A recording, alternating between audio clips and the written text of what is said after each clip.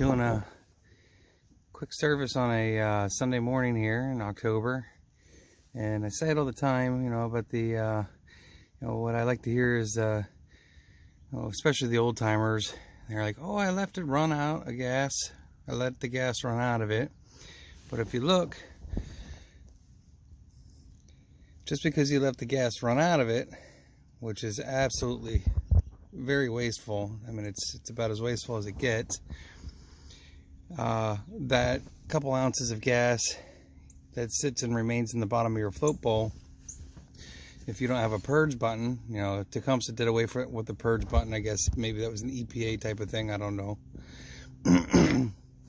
But you can see the shellac that builds up in there, and that causes the machine to run poorly, and then you call me, I guess, if you don't figure it out on your own.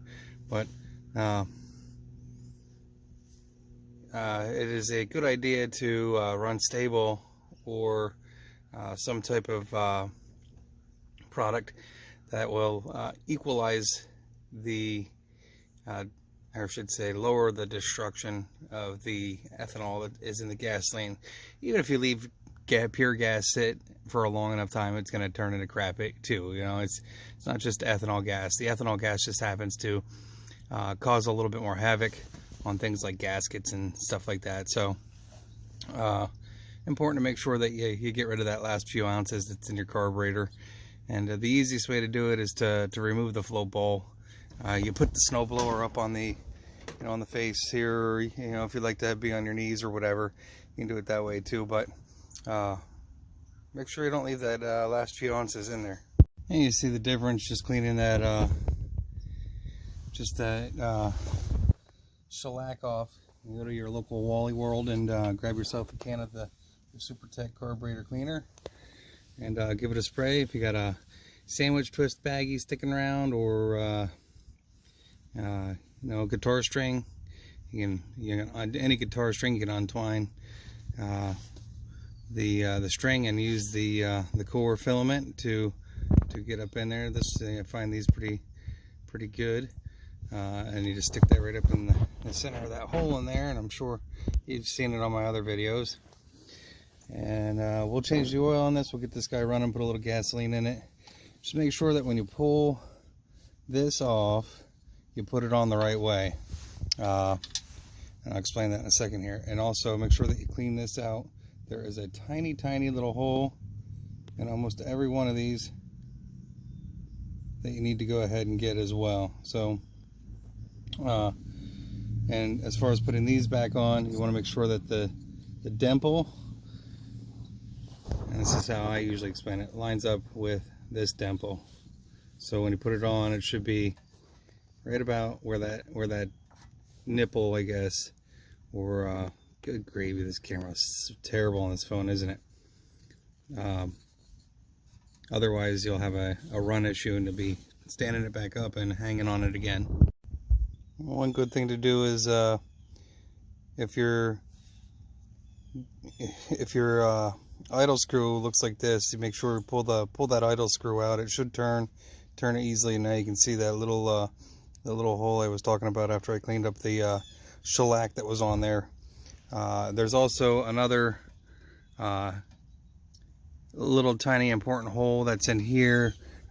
Sometimes it does get shellacked up, and I won't pull the cover because I don't think it's the case on this one, but there is a little hole right above the top of the carburetor. There's a little, I don't know if you can see it. I don't feel like pulling the cover off. It's if it doesn't run right, it's the easier part. You can do that without having to flip it on its face, but there is a tiny little hole that's in the side of the carburetor to allow air to come in.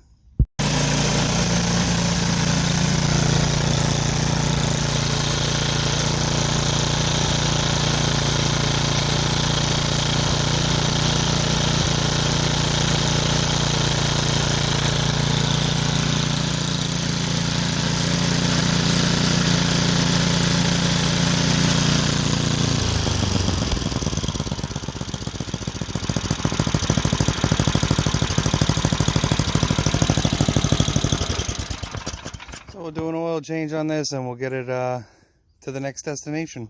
So one way for sure that you'll know that you need to go ahead and pull the cover off is after you start it up and you have gasoline running out of the carburetor. First check your float bowl gasket, but if it seems like it's coming from the top side, that's because that little air vent is plugged up and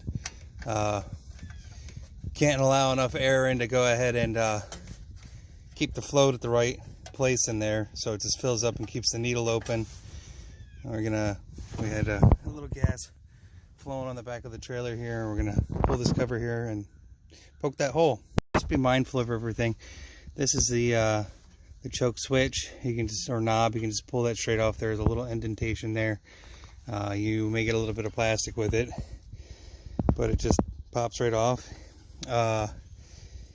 You can use a flathead to get under it, but do not use a pair of vice grips if you think you're going to go ahead and clamp down too hard. You don't need to remove this, but it came out anyways. And then, like I said, it's a couple screws there. I'll try to see if I can get this off. Oh yeah. You may have to get rid of the kill switch wiring too.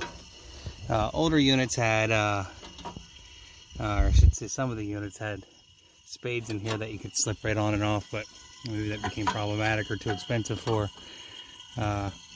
craftsmen, but I need to use both my hands. So if you gingerly finagle it back behind there, and then let me grab my guitar string and we'll poke it through that hole. The hole is, if you can't see it, right where that little dark stain is at up in there. Right there. So that hole needs a poking. Show you the hole poking.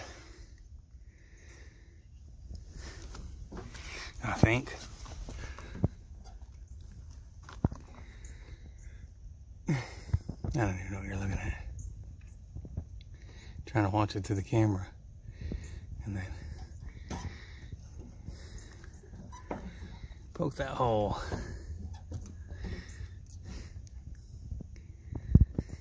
The oil changed in this unit. Should always check the oil anyways. I know the stick stained at the these dipsticks stain if you don't change the oil frequently and you let it sit with dark oil in it. I already had it running, but I'll give it a Now, in addition to that, your rope broke. That's nice. So now we'll move on to that project. This is what happens when you let equipment like this sit for a really long time, though. Now I pulled the cover off, just so you know, these are 2 3/8 sockets or bolts. These belts don't look terrible as far as usage goes, but they might have a little bit of dry rot on them. Something definitely seems like it's knurling to the end of that drive pulley for engaging the drive system. Your auger pulleys, they look good.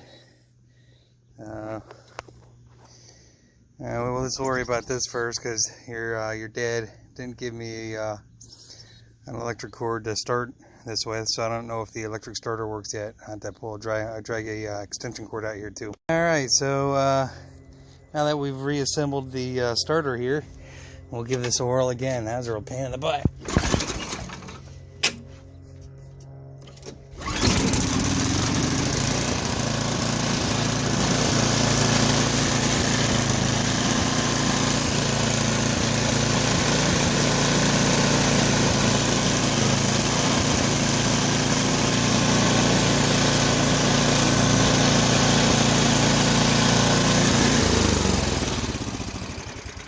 Alrighty, next stop is Eric's place, so we'll put this cover on and put it back together here and tighten up the straps and be out in a minute.